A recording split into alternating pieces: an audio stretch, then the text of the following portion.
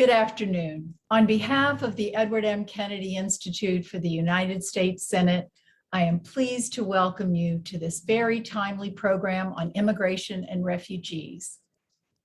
When Ted Kennedy first entered the United States Senate in 1961, he asked to be on the Immigration Subcommittee. He quickly became chair of that committee and Good afternoon. On behalf of the Edward M. Kennedy Institute for the United States Senate, I am pleased to welcome you to this very timely program on immigration and refugees. When Ted Kennedy first entered the United States Senate in 1961, he asked to be on the Immigration Subcommittee. He quickly became chair of that committee and transformed what had been a rather sleepy group into a beehive of activity. The first piece of legislation he managed on the floor of the Senate was the Immigration Act of 1965, which phased out the national origin quota system and gave priority to needed skills and family reunification. And as chair of the committee, he also focused on the plight of refugees, asylum seekers, and internally displaced persons around the world. Throughout his career, his immigration work was grounded in the belief that immigrants should be afforded civil rights, that refugees should be treated with dignity and respect, and that we should recognize the important economic benefit that our nation reaps from the talents, skills, and determination of immigrants. We're joined today by two outstanding individuals who have worked tirelessly to help immigrants, refugees, migrants, and asylum seekers around the world. Our first panelist is J.C. Hendrickson, Senior Director for Refugee and Asylum Policy at the International Rescue Committee.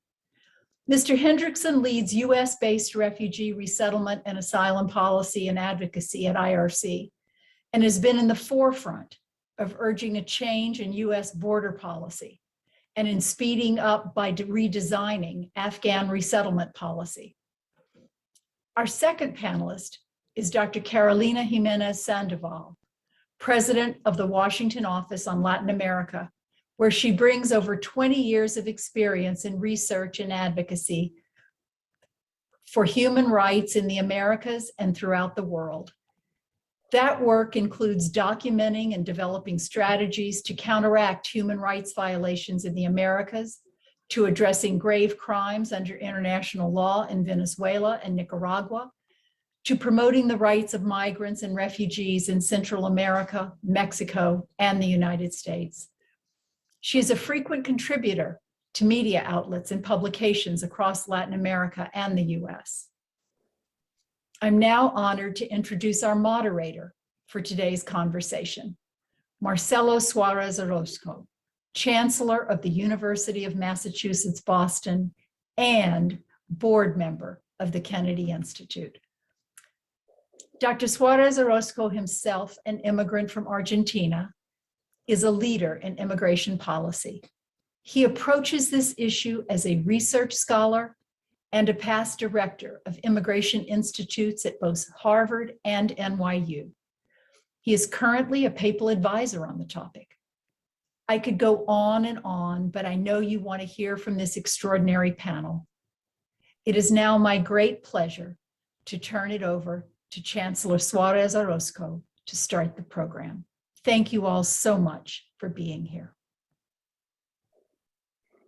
Brilliant. Thank you so much. Thank you, Mrs.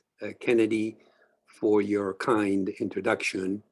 And thank you for your leadership of the very, very important Edward M. Kennedy Institute. I am so delighted to join you this afternoon and to join with two eminent voices in the current immigration and refugee landscape. It is fair to say that in Boston, in the Commonwealth, indeed in our country, immigration is at once history and destiny. It is a story of how our city, our Commonwealth, our country came to be in its present form. Other than our native communities, all of us are immigrants. Some of us are involuntary immigrants.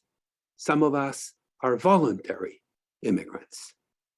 History of immigration fundamentally is the history of the making of the United States.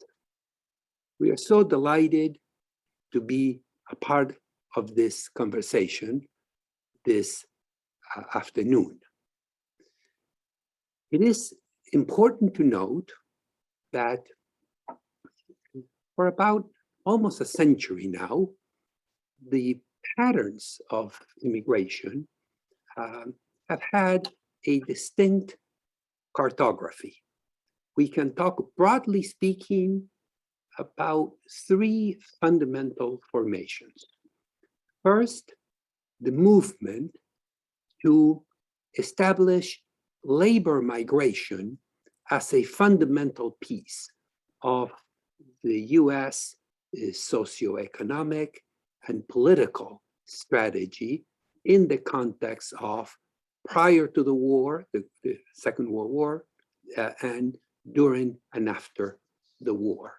We can think in terms of migration being shaped by labor concerns and considerations to a dynamic that became part of what Senator Kennedy was so significantly involved, and that is the rise of the idea of the family conceptually, philosophically, ethically, as the main vector of immigration.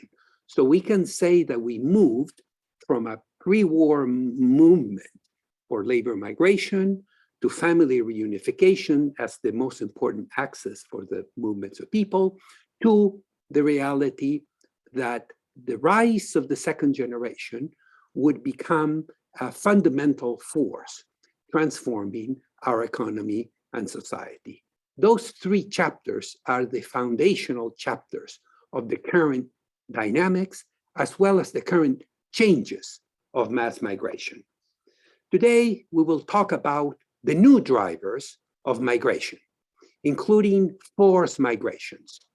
We will reflect upon how war and terror, and very importantly, unchecked climate change have become very, very powerful drivers of new migrations. We would also reflect upon the new dynamics that are unfolding in the context of a new series of dynamics at the United States southern border, and how what is unfolding at the southern border in a way mimics, in a way it tells the story of what is going on in so many parts of the world today. What we're seeing with the current situation with Afghan refugees and resettlement, a topic we will consider, to the dynamics at the southern border as we see new waves of Haitian migrants following a path that is very, very different from the historic paths of immigrants coming into our country from the southern border.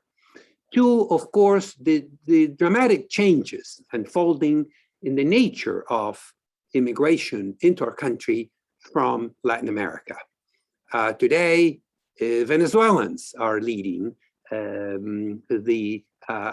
the most significant, as the most important group of new immigrants coming to our country, with Guatemalans and Honduras closely following.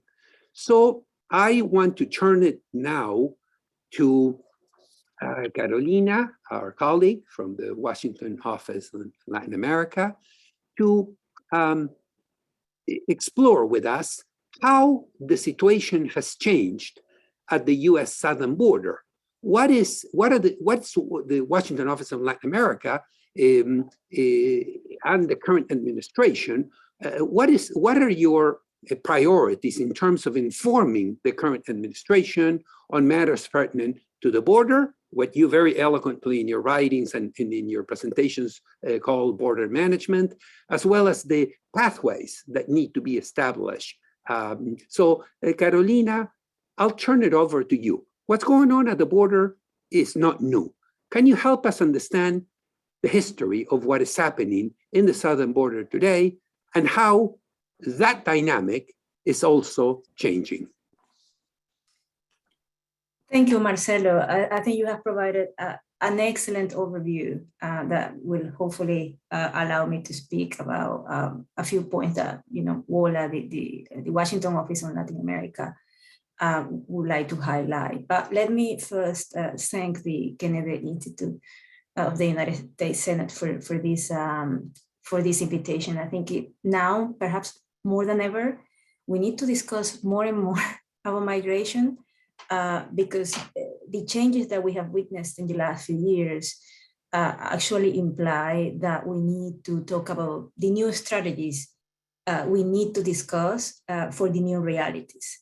So one thing that we need to discuss about the southern border is that although many policymakers and also the American public reacts to what some consider a border crisis, is not actually a problem at the border.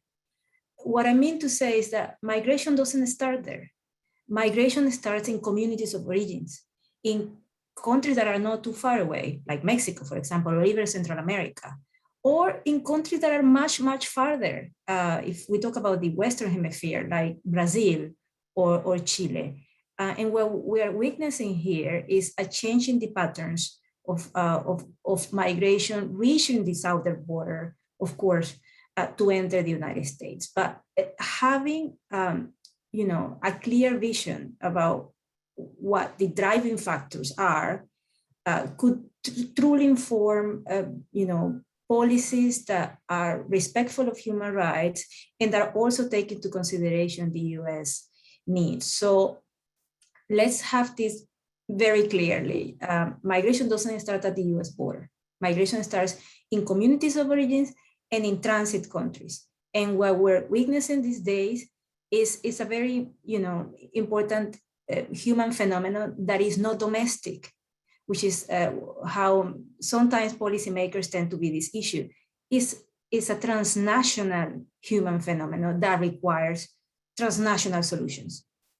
Otherwise, we fail when we focus on a just domestic response towards migration. We were encouraged by the Biden's administration strategies at the beginning, of his presidency, because it was a strategy that included an analysis and a response around root causes.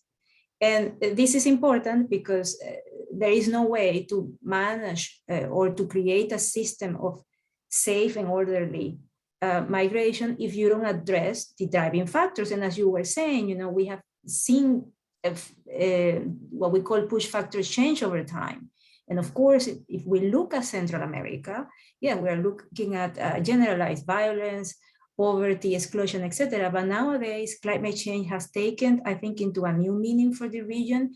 And that in the middle of a pandemic, when I'm talking about January and February this year, we saw what we call migrant caravans. I mean, large numbers of people migrating in groups. In Mexico, trying to cross from Guatemala to Mexico was the direct result of two devastating hurricanes, right?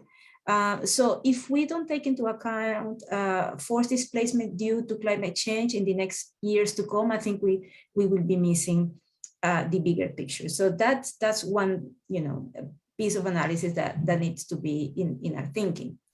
The second aspect that I would like to highlight, and that addresses your question about what is changing, what realities we are seeing at the border, is that the demographics are changing and the nationalities are changing. So again, policymakers and perhaps public opinion tend to be very focused on the Central Americans and the Mexican migrants, which is still a very important, of course, part of the nationalities that comprise the migration flow. But in the last few months, we're seeing Haitians, Venezuelans, Ecuadorians, and Nicaraguans, reaching the southern borders in numbers that we necessarily didn't see before. Many of these people and many of the Central Americans and the Mexicans crossing the border are people in need of international protection. And why do we say this? We say this because the push factors, especially according to Inter-American human rights standards, imply that this goes beyond pure and traditional economic migration. I'm sorry, to seeing people who are fleeing targeted violence, persecution, and in the case of Venezuela, a humanitarian emergency. So the US is obliged to look at this new reality. The Western Hemisphere is living a historic moment in human mobility. On the one side, Venezuela has expelled 5.7 million people, mostly in the last 5 or 6 years. If, again, we take Inter-American human rights standards, we are talking about people in need of international protection. Therefore, people who should receive refugee status in those countries where they are going. This means that the Western Hemisphere hosts the second largest refugee crisis in the world. And we rarely stop to see that. I mean, what does that mean for our region? We think of refugees when we think about Syria, and other countries that are far away from the Americas. But the truth is that the Venezuelan humanitarian crisis has created the second largest displacement, forced displacement of people, and that has consequences for the entire region. Haiti is again, pretty much in the picture. I think it's hard to find the right word, but I think the pictures we saw in September at the US border are the photograph of migrants being abused by CBP agents is going to remain in our minds for a very, very long time. And what this implies is that clearly the system to manage migration is not one of protection, but is one of enforcement. And we need to move away from what's being established by different countries, not just the US, which is a regional system of enforcement, to a humane regional system of protection. And I have said this in different venues. I think it is difficult to coordinate. You need a lot of officials from different countries involved in thinking about what systems need to be established. But what we have found, sadly, in the region is that when it comes to enforcement, countries cooperate efficiently, with high speed even, and they agree on militarizing border, on deterrence as a way to stop migration, etc. When it comes to cooperating or collaborating on protection, then it is much more difficult. The bureaucracy is much slower, and few times we see the implementation, of policies and practices that protect people who are either asylum seekers or of migrants in a situation of vulnerability.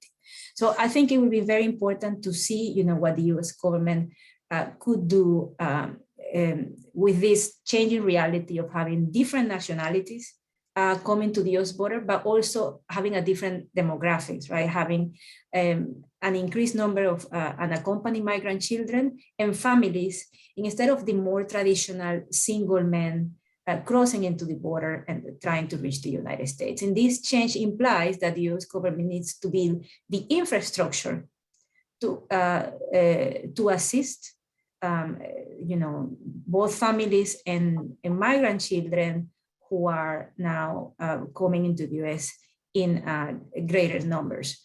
What is clear is that the infrastructure is very weak, and I think the US Congress has a very important role to play when it comes to increasing funding, to build this infrastructure. Everything from, more civil processing capacity or immigration courts, asylum officers, etc., to providing, support to, for example, instead of providing funding for detention, it could be also providing or increasing funds for alternative to detentions. So there are things the government, and in this case, Congress, could do to support more humane policies,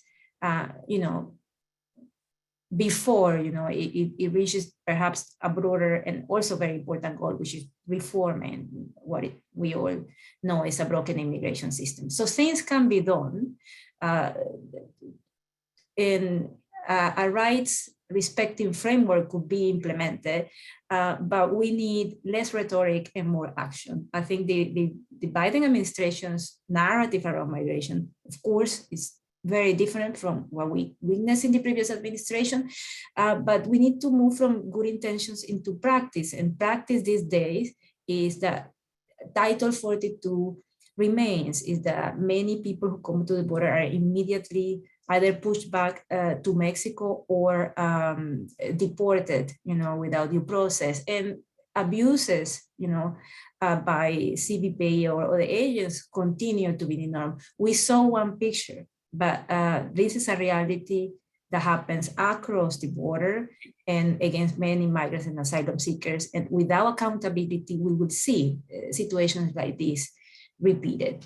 Thank you. Thank you so much. Thank you, Carolina, so much. I think that the picture of border agents charging their horses, Haitian seekers, it will live in our neocortex for years to come. Thank you. I think you, in a very pithy way, really gave life to the three dynamics that are now the main drivers of the new migrations in the 21st century. Unchecked climate change, we see Exhibit A, the Northern Triangle. You look at Guatemala, Honduras, El Salvador, a pattern of droughts, a pattern of dystopic land holding and land tenure that is pushing greater and greater numbers of farmers off their lands. That's one very, very powerful and clear dynamic. War on terror remains a constant. We'll turn now to Afghanistan next. And of course, kleptocratic, rachitic regimes that are just unable to manage the institutions of society that provide the structures and the strictures to conduct life in a flourishing sense. What we see in our border and what we see in countries near in the Americas is, of course, part of this much, much larger dynamic. Syria's Exhibit A. Syria is in the midst of the most significant drought, according to NASA data, in over 900 years. And of course, incompetence, war and terror, and very, very rachitic and unstable regimes pushed over 1 million refugees into the European landmass.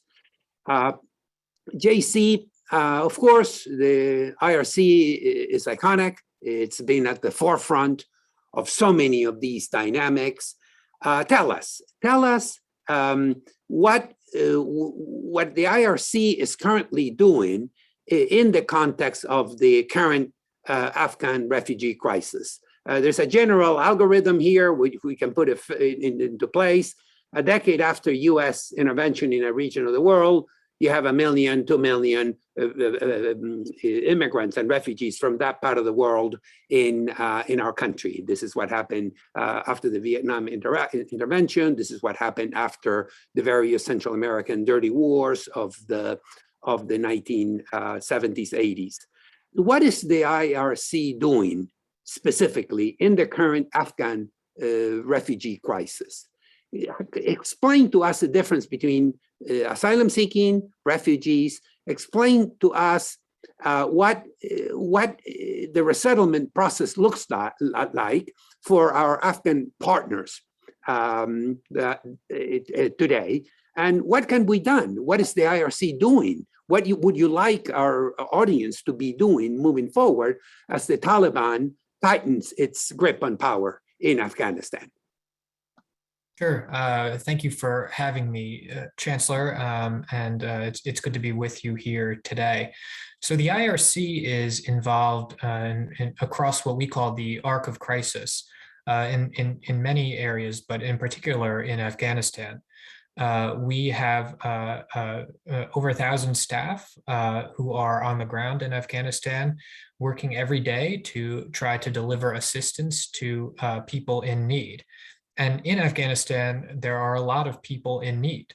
There are 18.4 million people in need of humanitarian assistance in Afghanistan, which is about half the country. And this year alone, we've seen more than 500,000 people internally displaced in Afghanistan. So this type of a crisis warrants an extraordinary response by the international community, by regional neighbors.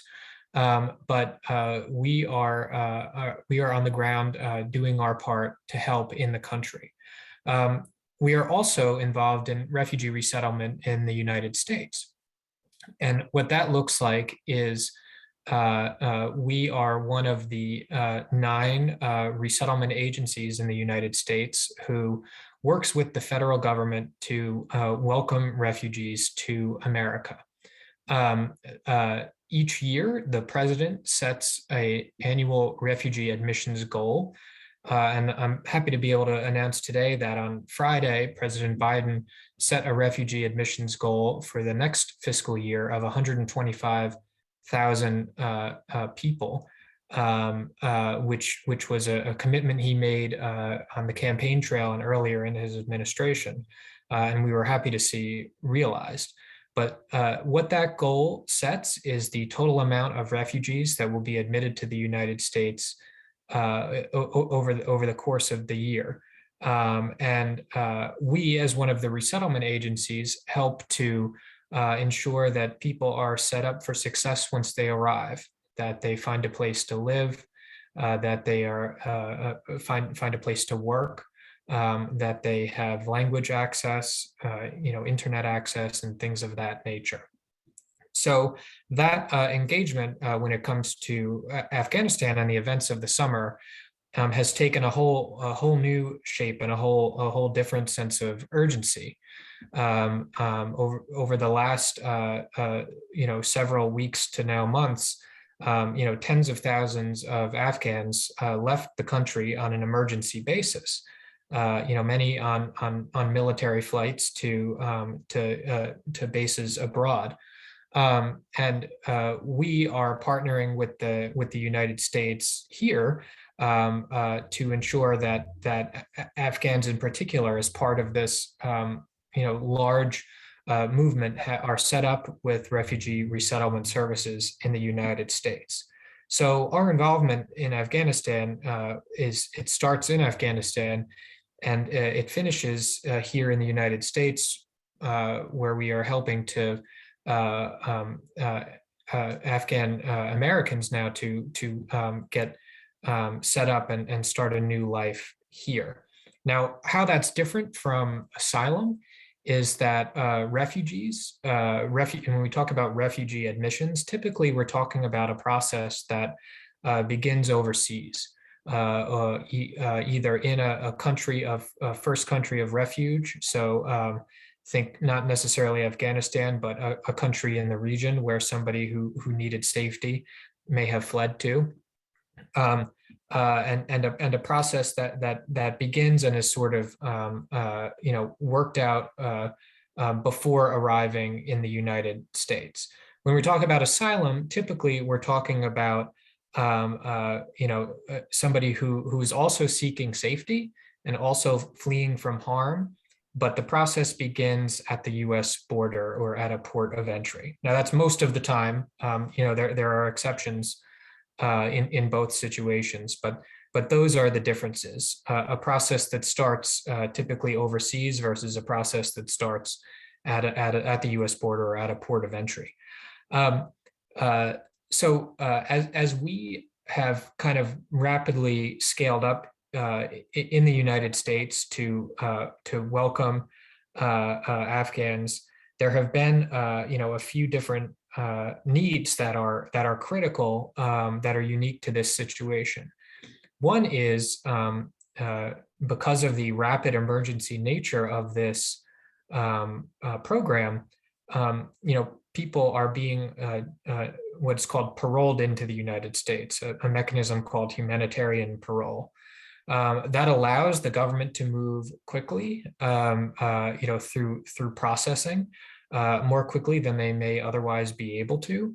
But a lot of the sort of assurances that come with the refugee admissions program, are not a part of the parole process. So over the last several weeks, we and our peer organizations and advocates have worked very hard to make sure that refugees from Afghanistan receive some of the same services and benefits that refugees would typically receive when they enter the U.S. And we're continuing to work to make sure that Afghans have a way to adjust their status in the U.S. and have a way to become legal permanent residents. Right now, they don't, and the humanitarian parole process allows them to be in the United States, but there's some uncertainty about their status, and that's just not something that we think is acceptable. So we're continuing to push on that. We're also continuing to push to make improvements so that people who still want to leave Afghanistan, or maybe who left but are kind of in an uncertain situation in a third country, have a way that they can get to the United States. There's a program right now called the P2 program, which allows US affiliated people who maybe did not qualify for what's known as the SIV program, meaning maybe they didn't work directly for the United States government, but they still have strong US affiliations, or maybe they weren't able to get out as part of the evacuation. And this program would provide safety to people, but it needs to be structured in a way that it's accessible. So that's another thing we're working on. Terrific, JC. Thank you so much. The first question that has come to us, I think, is pertinent to your reflections, and that is, talk about what we've learned from the temporary protective status issue. Why was the TPS created in the first place? Who is currently covered by TPS? How is it determined who can be protected? And perhaps most importantly, apropos of the Afghanistan matter, what did we learn from the TPS that can be applied moving forward? So temporary protected status, TPS, is a mechanism that the government uses to recognize when it's simply not safe for somebody to return to their country of origin. And as a more permanent solution is worked out, they're temporarily protected in the United States.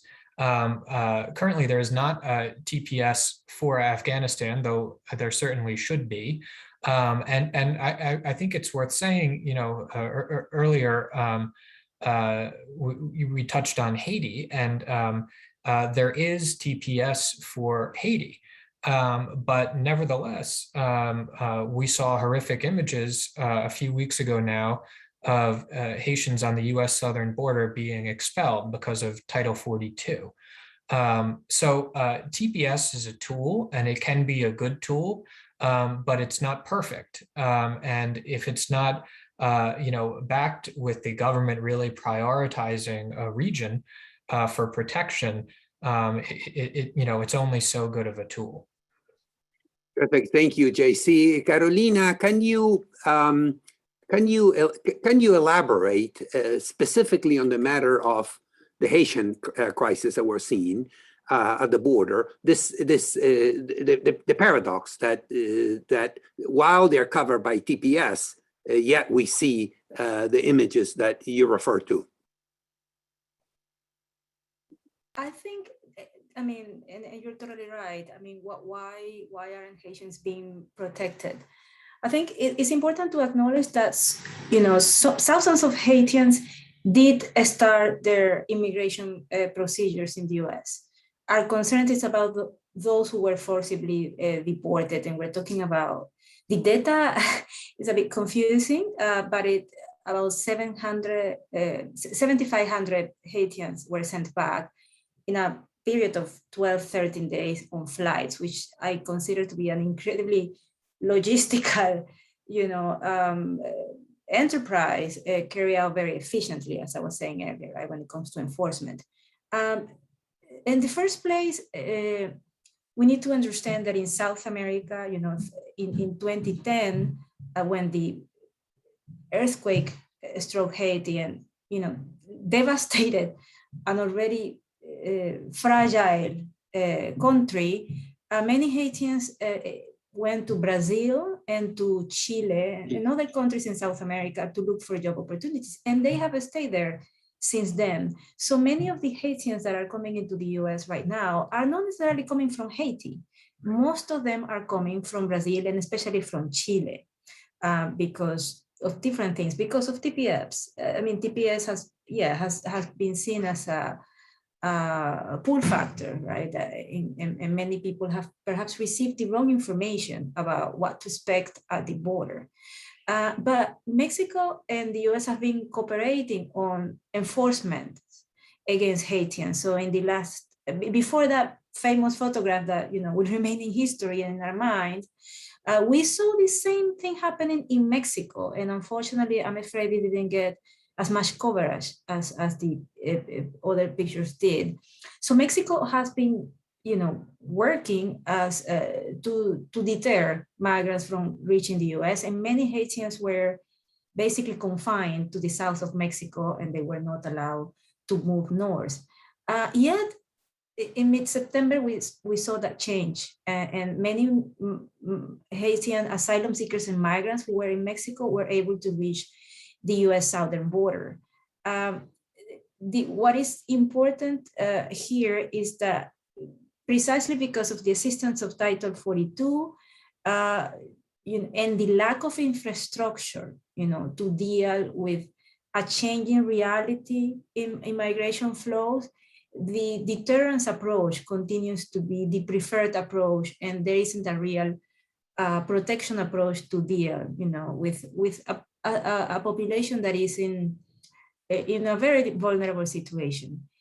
It's important to remember that people coming from Chile and from Brazil, and most of these Haitians come from there, have been traveling for between 1 and 3 months to reach the southern border. And they have crossed the so-called Darien Gap in Panama, which is a very, you know, dense tropical jungle where it is known and it has been documented. People die crossing this jungle. Women and girls suffer sexual violence, and they are already, you know, sadly, you know, burying people in massive graves. So I think we are at a very, you know, alarming. We're facing a very alarming scenario. UNICEF came out today and said that at least 19,000 children have crossed the Darien jungle this year, and half of them are children younger than 5. No child should have to cross the Darien jungle to reach safety. And sadly, we're seeing thousands of them coming with their parents and then being separated, some of them from their parents. So I think, as I said, a very difficult complex that requires a protection-driven solution. Thank you, Carolina. Thank you. Apropos of your last point, 19,000 children, another dark chapter in the history of enforcement that shall live for a long time is the caging and the forced separation of children during the previous administration. A question we have from one of our audience member is, have all the children separated from their families at the U.S. southern border under the previous administration been reunited with their families? What can you tell us about that? Either one of you, Carolina or JC. The answer is no. There are hundreds of children that have not been reunited with their parents, especially because their parents were deported and the children remained in the US. I think in a positive move, the Biden administration did set up a task force and led by, very well-known immigration and human rights activists. So that's a move we welcome, but the task is enormous. You have children who don't know their address in their home country. You have parents that probably perished on their way back, that have tried to come back to the United States without success. So this is, I think this will be remembered as one of the cruelest policies we have witnessed in our region. Thank you. JC, is there anything you want? This is the deterrence by terror. Is there anything you want to add? No, I think that covers it. It's these policies are, I think, one of several that the last administration held, with an intentional effort to diminish migration and to really atrophy the tools that the United States has to help refugees and asylum seekers. And I think we're still seeing the fallout from that, and it's taking time to rebuild these systems, and more can be done. Yeah, thank you so much. Thank you. You're both at the forefront of what I and others have called the catastrophic migrations of the 21st century. One of the questions that has come to us is, what is the one thing that Congress and the president can do today that will have a direct impact? JC, if the IRC could have one thing to prioritize, Carolina, if the Washington office in Latin America could have one thing to prioritize, what would that be?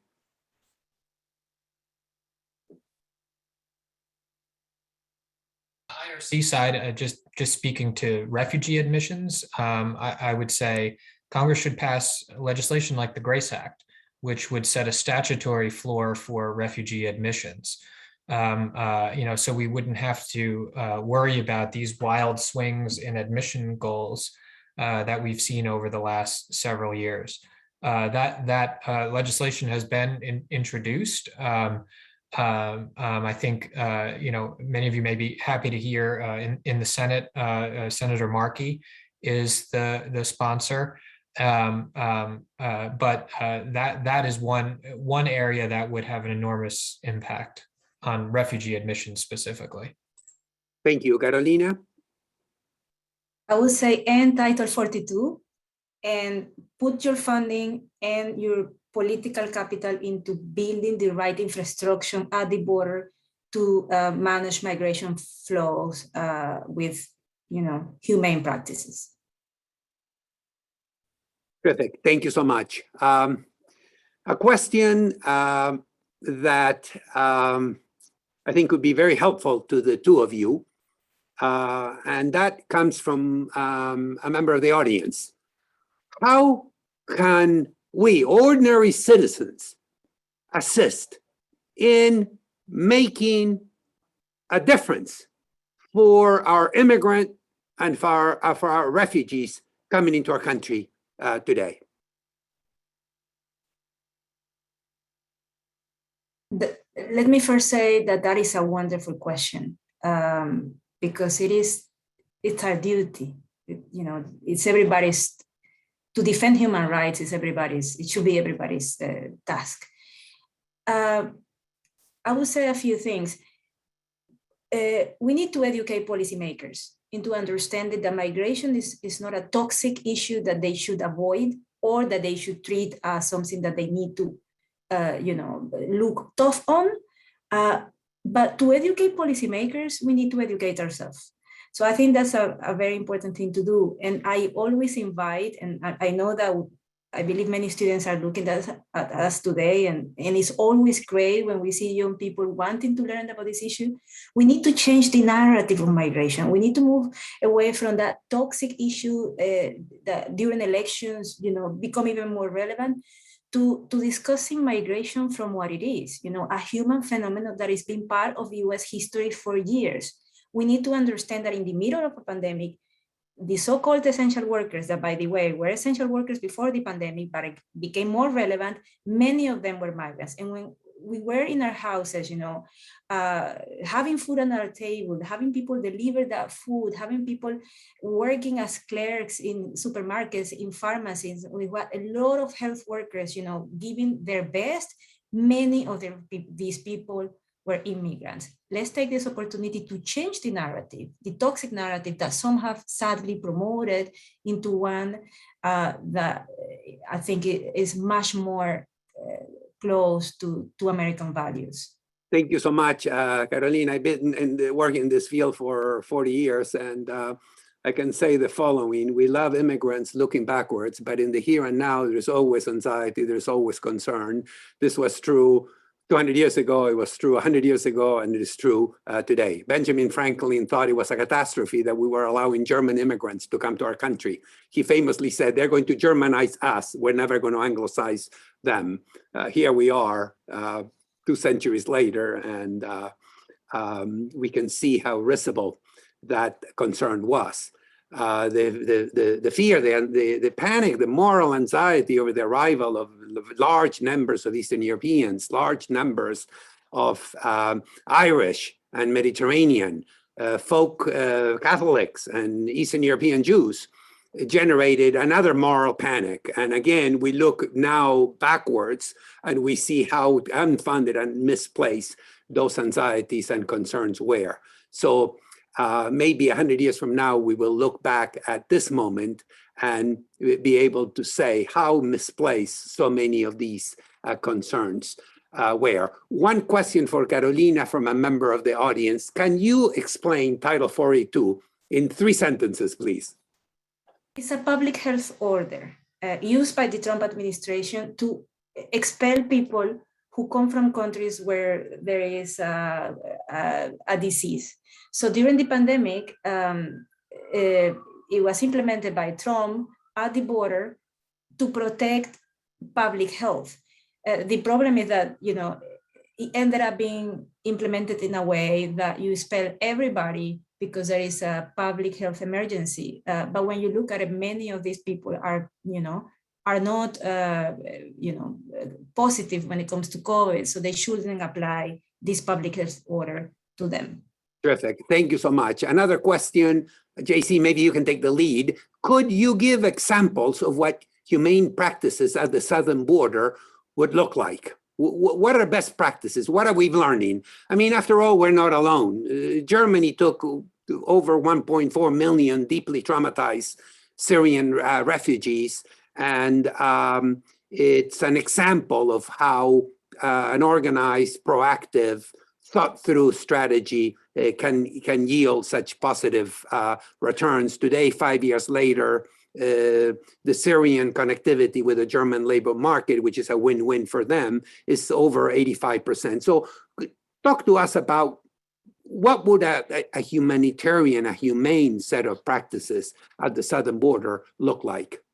Yeah, I think what it comes down to at the southern border, and Carolina spoke to this earlier, is having an approach that is protection forward and not enforcement forward. Currently, we have an enforcement system at the border, and an enforcement system that attempts to use tools like Title 42, to keep people out in sort of a blanket sense, rather than assessing whether somebody has a valid claim and is fleeing for safety. that's really I think how we need to flip this on its head.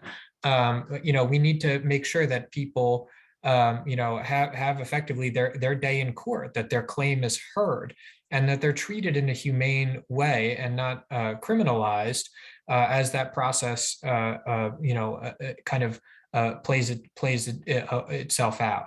That I could go into a ton of detail about what that looks like, and the many changes that are needed to the asylum system to get there. But really, it's a question of ideology and how you think about protection and what we want our posture to be towards people who need safety. Perfect. Thank you so much. We have a lot of just wonderful questions. So I want to now give them to you. And if we can have pithy 3-sentence responses.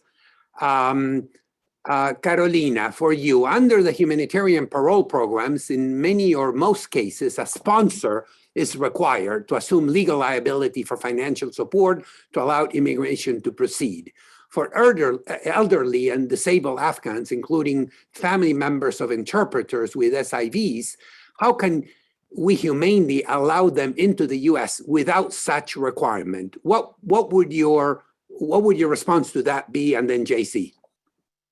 Well, I think JC probably is much more. Okay, JC, you want to take that one? Yeah. JC, you want to take that one? Yeah, I think one solution is categorical parole for Afghans with U.S. ties. So, whether you were able to get on an evacuation flight or not, whether you're in a third country or still in Afghanistan, if you have a verifiable U.S. tie, you should be granted parole. And what that would I think address the problem that the audience member raises, but it would also it would help give people some certainty about what their pathway is. Perfect. Thank you. Thank you so much. Carolina,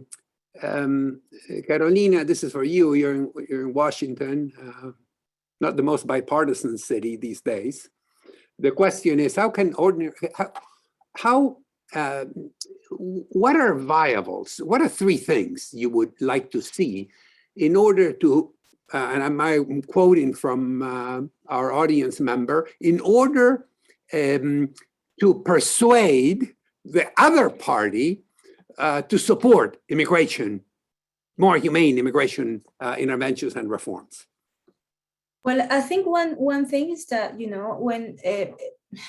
when you look at Dreamers, for example, or TPS holders, the business community supports TPS and supports Dreamers, and it always has, because, especially TPS holders who have been in the US for many years, many of them are entrepreneurs, they're parents of US citizens, etc. And the same goes with Dreamers, they're students, they're hard workers, etc. So there is an economic benefit to the presence of immigrants in the US, and understanding that dynamic is important. And I think it's always an entry point to persuade, policymakers who tend to be, or lawmakers in this case, tend to be anti-migrant. I think a second thing is indeed talking about what you were talking about, Marcelo, at the beginning. The history of the US is a history of immigration, and to have moved from that very strong value of embracing immigrants at different moments of history to having immigration being part of a toxic debate has not been positive for the country. On the contrary, it's been an issue that has divided the US and has even, turned neighbors against neighbors, and we see that in mixed communities where tensions that did not exist before exist nowadays. So I think changing the narrative, I was saying, and making sure that the policymakers who are, unfortunately, promoting this type of toxic speech understand that their words matter and that they need to be held accountable for what they're doing and what they're saying and promoting. Thank you so much, Carolina. I have to say that the Nobel Prize in Economics yesterday went to UC Berkeley, the economist, David Carr, who has written extensively on the matter of the impact of immigrants on the wages and on the general fiscal and otherwise economic implications of large-scale migration. And the work of Dr. Card, again, our most recent winner of the Nobel Prize for Economics, the National Research Council in the study to end all studies on the matter. The data are in. The preponderance of evidence suggests that immigrants are a net surplus to the US economy, and in certain domains, they have made transformational improvements. I mean, geologic force in the US economy. Think from the origin of the computer, it was an immigrant from Hungary, to the first bypass operation, it was an immigrant from Latin America, to the ways that you use to find your way in Boston, in LA, or in Washington, DC. This is all products of immigrants that have made enormous contributions to the US economy. I'm mindful of time, so what I'd like to do is a very, very quick answer. How realistic is it that the US and Mexico will or could invest in development strategies in Central America and Haiti to address the issues, Carolina, of the sources of immigration? One sentence from each of you. Totally realistic. It has done so in the past, but the problem is not just the amount of investment, but the quality of the investment. So we truly believe that investing in development and investing to address the root causes is a good strategy, but it needs to be a strategy based on these countries' needs and on what really makes a difference, and not rather just what the US thinks makes a difference. So, real collaboration and strategic partnerships with actors in the region can totally make a difference. Terrific. Thank you so much, JC. I assume you're going to say that what we did in Afghanistan is not what we need to be doing. I was actually just going to say I couldn't have said it better than Carolina in terms of the region, but so I think I'll leave it at that. Terrific. Thank you so much. I would like you to, we're mindful of the time. We're coming to a close of our program. I would like to give you, Carolina and JC, a chance to offer any final thoughts, any takeaways. What would you like our audience, who would send them just wonderful, wonderful questions, to take away from this workshop? I would say, take away the title of this panel.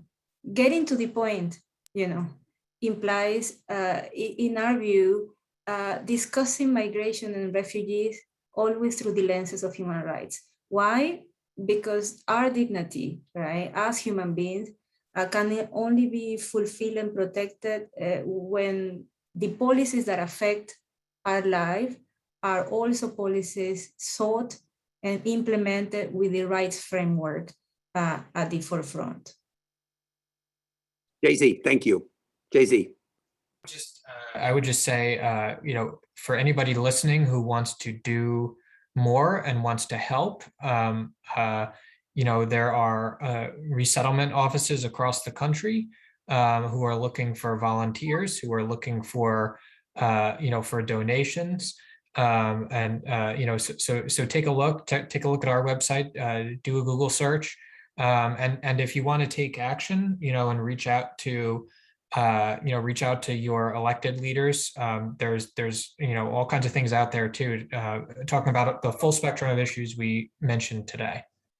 Terrific. Thank you so much. Thank you for a wonderful, wonderful conversation. Thank you to the members of the audience for their engagement and their very, very thoughtful and on-point questions.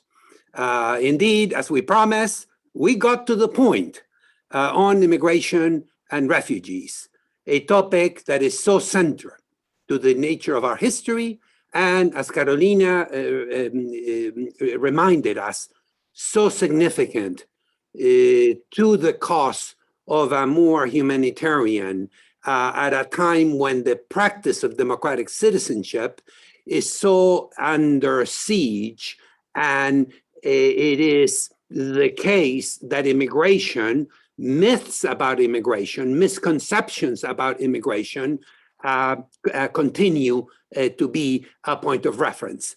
At a time when the political class speaks to the reptilian centers of the brain when it comes to immigration, we need clearly argued, fact-based, humane-based discourse on this transcendental point in the history of our country. So thank you so much. Muchas gracias. A very, very wonderful conversation. Thank you. Gracias. Thank you very much.